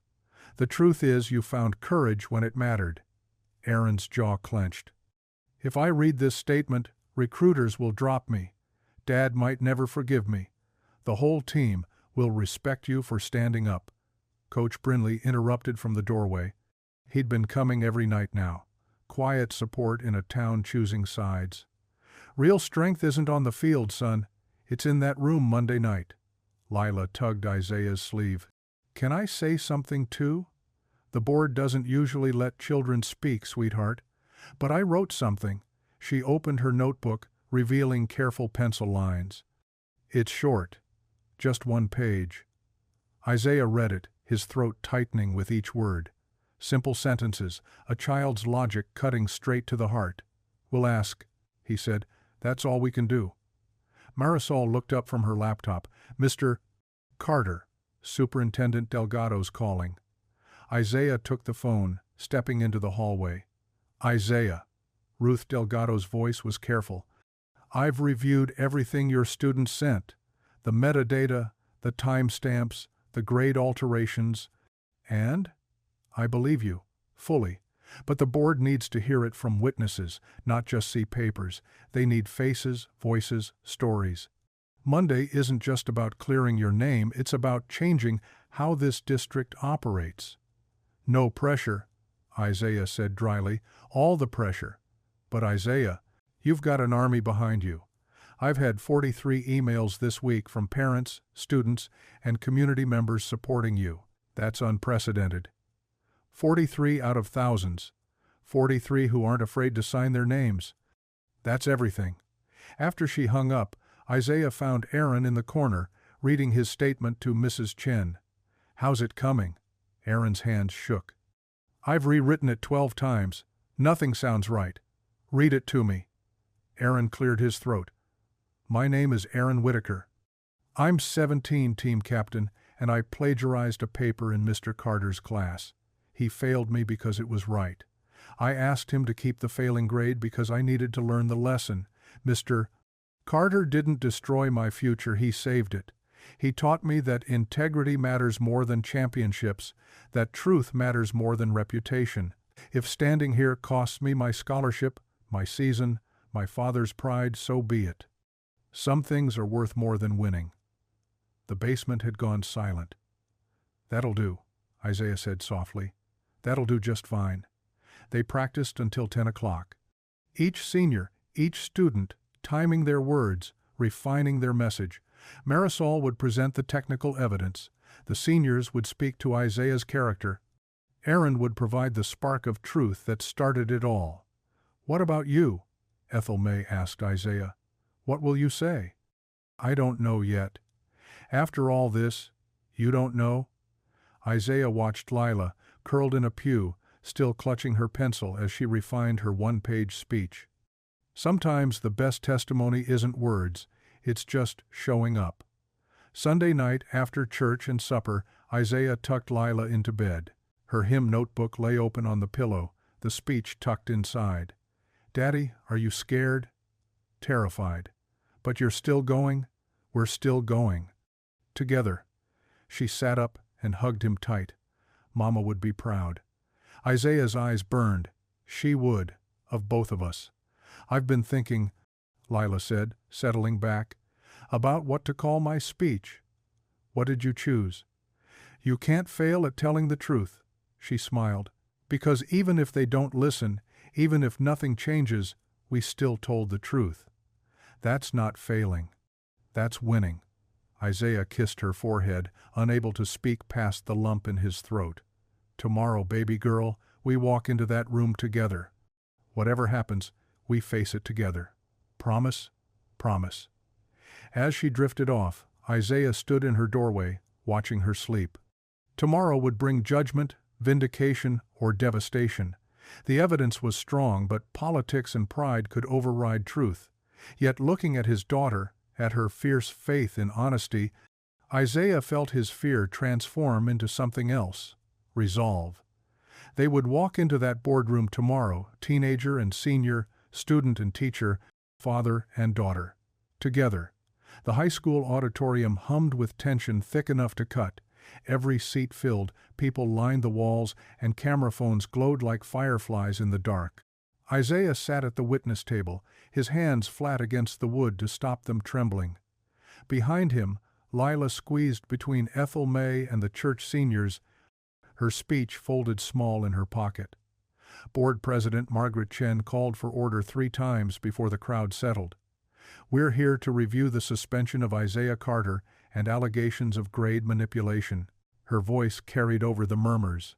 "We'll hear testimony, then deliberate." Marisol rose first, her usual quiet confidence amplified by purpose.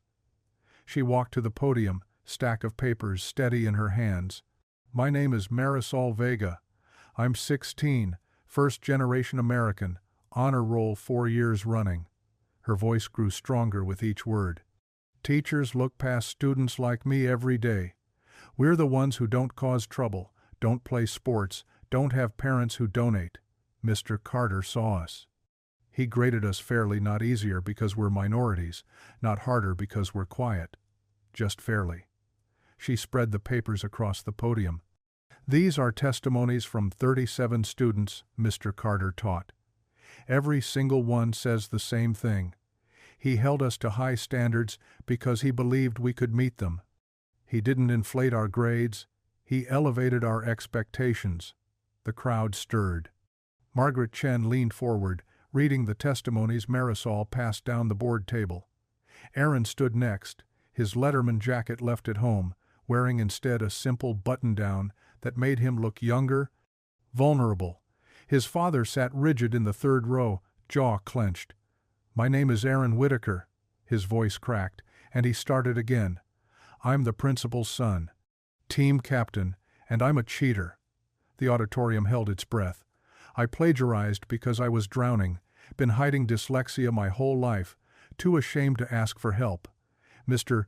Carter caught me, failed me, and then—" Aaron's voice broke completely. He wiped his eyes, continuing. "Then he offered to teach me anyway, not for credit, not for grades, just because I needed to learn. He saved my dignity by holding me accountable. That's not discrimination. That's love." Someone started clapping. Others joined until Margaret Chen raised her hand for silence. Ethel May rose next, and the room seemed to straighten with her. At 72, she commanded attention like a general, her church hat pinned perfect, her voice carrying to the back rows without a microphone. "I've lived in this town longer than most of you been alive, taught Sunday school to half your parents. And I'm here to tell you something you've forgotten. Truth is the foundation of freedom. Not winning games, not protecting reputations. Truth." She pointed at Isaiah. "This man teaches truth, lives truth. When my husband died in Vietnam, I learned the difference between people who speak pretty words and people who show up. Isaiah Carter shows up, for his students, his daughter, his community. You suspended him for that. Shame on you." The crowd erupted. Margaret Chen gavelled for order. "Furthermore," Ethel May continued over the noise, "whoever vandalized our church basement with racial slurs revealed the real poison in this town. It's not Isaiah Carter. It's the cowardice that lets injustice flourish while good people stay silent." She sat down to thunderous applause. Coach Brindley approached the podium with a laptop. "I need the projector, please." The lights dimmed. A spreadsheet appeared on the screen, timestamps highlighted in yellow. "This is the audit trail from our student information system. These highlighted entries show grade changes made after hours, using Deputy Principal Ames's login." He clicked through slides. October 23rd, 11:47 p.m., 23 grades altered. October 24th, 12:15 a.m., the spreadsheet, claiming Mr. Carter inflated grades, was created. Same login, same IP address. Gasps rippled through the crowd. Carol Ames sat frozen in the front row, her face draining white. "There's more," Brindley continued. "Email records showing systematic pressure on teachers to alter athlete grades, not from Principal Whitaker, from Deputy Ames, acting alone." Superintendent Delgado stood. "I've reviewed this evidence independently. Our IT department confirms its authenticity. Deputy Principal Ames, would you like to respond? The room turned. Carol Ames stood slowly, her hands visibly shaking. She stopped, swallowed, started again. I thought I was protecting the school, our reputation, our funding. When Isaiah wouldn't change Aaron's grade, I panicked. The frame-up was wrong. All of it was wrong. I altered those files. I leaked that spreadsheet. Isaiah never touched those grades. The confession landed like thunder. Parents shouted. Students gasped. Board members huddled in urgent whispers. Principal Whitaker rose from his seat, his face ashen. He walked to the front, each step heavy. Aaron. His voice broke on his son's name. I'm sorry. I let winning become everything. Let reputation matter more than your struggle, your truth, your courage. He turned to Isaiah. Mr. Carter, I failed you. Failed this school. Failed my son. You stood for integrity when I pushed for compromise. You protected standards when I protected statistics. I'm sorry. Finally, he faced the crowd. This community trusted me to lead with honor. Instead, I created a culture where cheating seemed safer than asking for help, where image mattered more than truth. That ends tonight. I'm requesting a formal review of every athletic grade from the past 3 years. Every single one. The auditorium exploded. Margaret Chen gavelled frantically. Isaiah sat frozen, tears sliding down his cheeks. Lila broke from the seniors, running to her father, throwing her arms around him as the room erupted in applause that shook the walls. Truth had won. 3 days later, Isaiah stood in Superintendent Delgado's office, still processing the weight of her words. Dean of Students for Equity and Integrity. Ruth Delgado pushed the contract across her desk. New position, created specifically for you. You'll oversee implementation of every reform we're adopting. Isaiah picked up the pen, his hand steady for the first time in weeks. The salary increase would cover the bills that had piled up during his suspension. More importantly, the role would let him protect other students from what Aaron had suffered. The board voted unanimously, Ruth added. Even Whitaker advocated for it. The reforms rolled out faster than anyone expected. By Thursday, the district announced mandatory dyslexia screening for all students, kindergarten through 12th grade. The Senior Center formally partnered with the schools, funding Grand Friends tutoring nights 3 evenings a week. Grade appeals would now go through a transparent review process with student representation. That afternoon, Isaiah walked through the halls of his school, their school watching maintenance crews mount new signs. Reading Support Center, where the old storage room had been. Peer Tutoring Lab, in what was once Detention Hall. Aaron found him there, holding an envelope. They're calling it the Courage to Learn Award, Aaron said, showing Isaiah the certificate inside. First annual, for students who choose growth over shortcuts. You earned it. By failing. Aaron's laugh held no bitterness. Best F I ever got. They stood in comfortable silence, watching students stream past. Several nodded at Isaiah with newfound respect. Others thanked Aaron for his honesty. The culture was shifting, hour by hour. In the main office, Marisol sat at a conference table with 5 other students, drafting bylaws for the new Student Leadership Council. She caught Isaiah's eye through the window and waved, her smile bright with purpose. No longer overlooked, she'd become the voice her peers needed. Principal Whitaker emerged from his office, looking older but somehow lighter. Mr. Carter, sorry, Dean Carter, could we talk? They walked to the courtyard, where autumn leaves scattered across benches. I submitted my resignation, Whitaker said quietly. End of the school year. The district needs fresh leadership. Isaiah started to respond, but Whitaker raised his hand. It's right. I built a house of cards, and you exposed it. That took courage I didn't have. He paused. Thank you for saving my son. From me, mostly. Aaron saved himself. He just needed someone to believe he could. That evening, Isaiah set the table, while Lila arranged napkins into origami flowers she'd learned from Marisol. They'd invited Ethel May for dinner pot roast with carrots and potatoes, Lila's request. "Daddy, Mrs. Johnson's here." Ethel May entered, carrying her famous cornbread, still warm. She surveyed their small kitchen with approval. "Smells like home in here." Over dinner, they talked about the tutoring program. 20 seniors had already volunteered for the next session. The church basement would continue hosting overflow crowds while the school prepared dedicated spaces. "We're thinking of calling it the Grace Carter Learning Commons," Ethel May said carefully, watching Isaiah's reaction. "After your wife, if you're comfortable with that." Isaiah's throat tightened. Under the table, Lila grabbed his hand.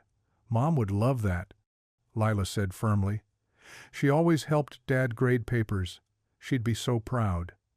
Later, after Ethel May had gone home and dishes were done, they sat on the porch swing.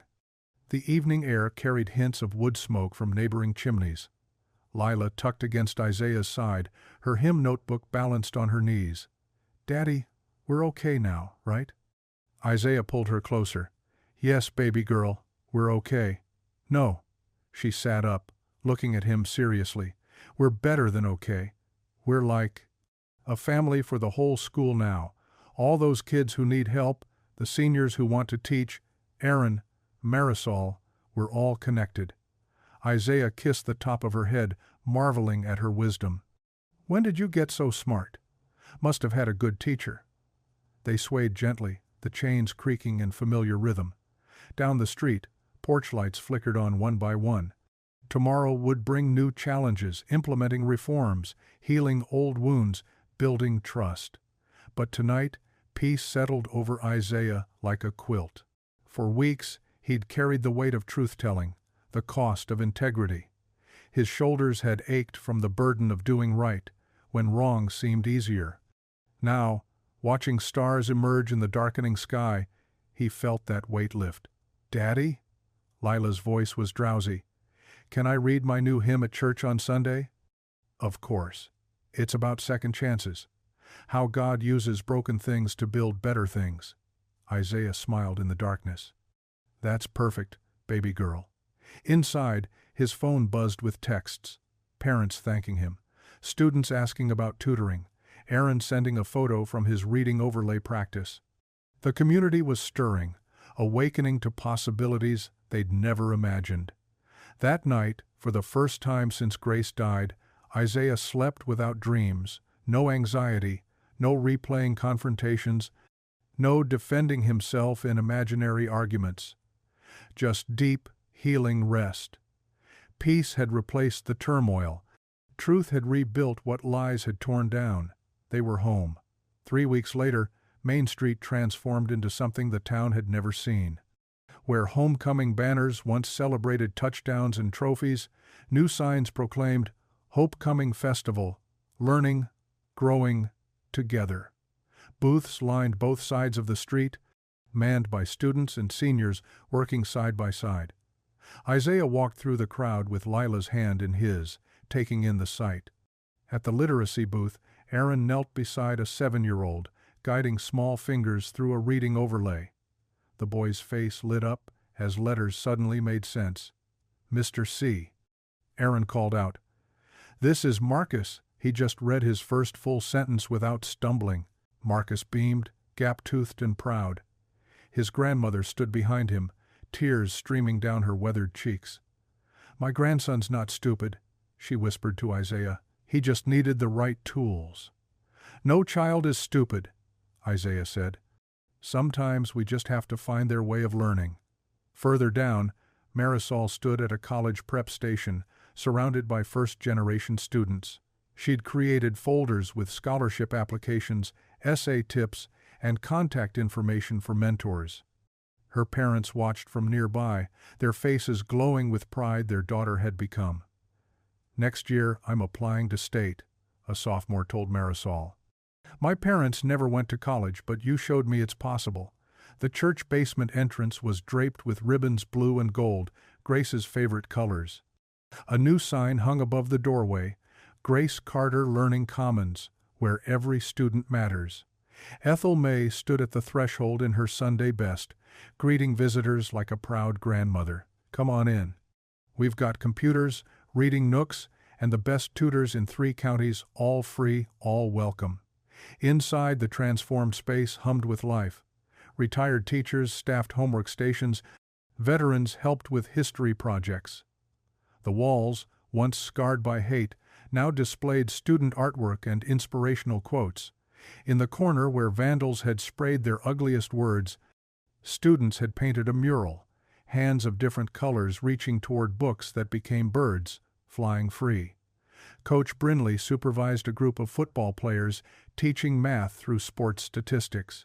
If a running back averages 4.5 yards per carry, one linebacker explained to a middle schooler, and he carries the ball 20 times. The boy's eyes widened with understanding. Math wasn't just numbers anymore, it was touchdowns and first downs, real and exciting. At 4 o'clock, everyone gathered in the town square. A makeshift stage faced rows of folding chairs, but most people stood, creating a sea of faces, black and white, young and old, longtime residents and newcomers. Superintendent Delgado took the microphone. "6 weeks ago, our community faced a crisis of integrity. Today, we celebrate transformation. Not perfect, but progressing. Not finished, but faithful to the work ahead." Principal Whitaker, former principal, now sat in the 3rd row. He'd taken a teaching position at the middle school, starting over with humility. When he caught Isaiah's eye, he nodded. Redemption took many forms. "And now," Delgado continued, "our community choir, led by Mrs. Ethel May Johnson." Ethel May climbed the stage steps, helped by 2 teenagers. The choir assembled behind her, 30 voices spanning 7 decades of life. They began with an old hymn about morning breaking, about shadows fleeing. Their harmony rose over the square, pulling hearts together. Then Ethel May gestured to the piano they'd wheeled out that morning. "We have a special songwriter today. Miss Lila Carter wrote this truth, and we're honored to sing it with her." Lila walked to the piano, her yellow dress bright in the afternoon sun. She adjusted the bench, placed her small hands on the keys, and began to play. The melody was simple but sure, like a river finding its way home. "You can't fail at telling the truth," she sang, her clear voice carrying across the square, "even when it's hard to do. The truth will set your spirit free and make you who you're meant to be." The choir joined in, their voices lifting the chorus. Parents swayed, students linked arms. Aaron stood with his father, both of them singing, neither of them ashamed of their tears. "You can't fail at telling the truth." The song ended, but its echo lingered. The crowd erupted in applause that seemed to shake the autumn leaves from nearby trees. Lila bowed, then ran straight to Isaiah, who caught her in a fierce hug. "Mom would be so proud," she whispered. "She is, baby girl. She is." The festival continued until dusk, families sharing food, students signing up for tutoring, seniors exchanging phone numbers with teenagers who needed grandparent figures. The town was knitting itself back together, stronger at the broken places. Monday morning arrived crisp and clear. Isaiah arrived early to his new office, Dean of Students for Equity and Integrity, the nameplate still shiny on his door. He set down his coffee, opened his laptop, ready to review the new dyslexia screening schedule. A white envelope lay on the floor, slipped under the door sometime over the weekend, no name on the outside. Isaiah opened it, finding a single page in Aaron's careful handwriting. "Mr. Carter, you failed me, and it saved me. Thank you. That F taught me more than any A ever could. It taught me that someone cared enough to hold me accountable. That truth matters more than reputation. That failing isn't the end. It's a chance to begin again, better. I'm reading now, really reading, and I'm writing my own papers. They're not perfect, but they're mine. Thank you for seeing who I could be, not just who I was pretending to be." Isaiah read it twice, then placed it carefully beside the framed photo of Grace on his desk. In the picture, she stood in their old kitchen, helping him grade papers, her smile radiating the same belief in redemption that now filled his office. Outside his window, students crossed the courtyard. Some headed to the Learning Commons for morning tutoring. Others walked with new confidence, no longer hiding their struggles. The school was different now, not perfect, but honest, not without problems, but committed to solving them together. Isaiah stood, straightened his tie, and stepped outside into the autumn sun. The day stretched ahead, meetings about new programs, sessions with struggling students, plans for expanding the Grand Friends network to other schools. But first, he had a class to teach. Room 237, American Literature, where it all began with a plagiarized paper and a decision to tell the truth, where it continued now with second chances and genuine learning. The bell rang. Students hurried to beat the tardy count. Isaiah walked toward his classroom, ready to keep teaching, keep leading, keep believing that redemption was always possible, even here, especially here, in this small town where truth had finally won. If you enjoyed the story, I handpicked this next story that you will enjoy. Please don't miss this one. Click here to watch it.